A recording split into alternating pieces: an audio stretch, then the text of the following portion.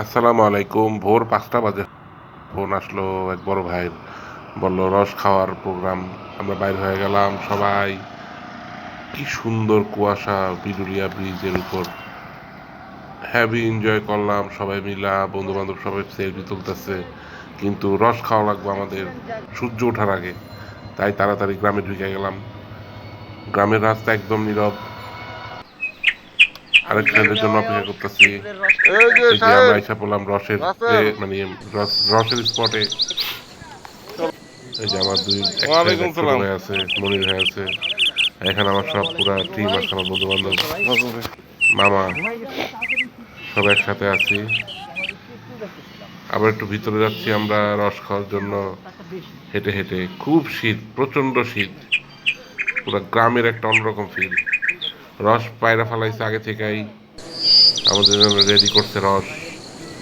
পাশে একটা পুকুর ছিল, তার কিনারে খুব সুন্দর রসের বাগান। অস্থির একটা ভিউ।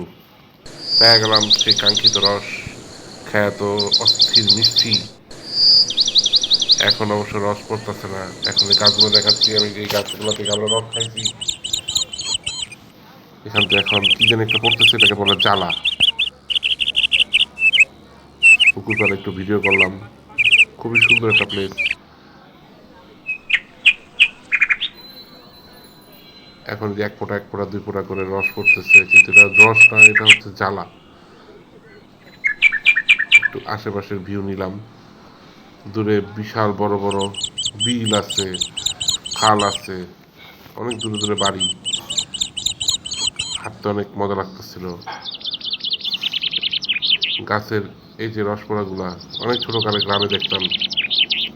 আজকে সকাল সকাল উঠে এত ফিল পেলাম।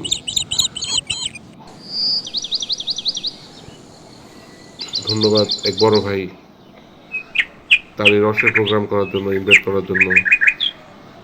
অনেক মজা করলাম আজকে। রসের গাছগুলোর ভিউ নিচ্ছি, অনেক সুন্দর লাগতেছে।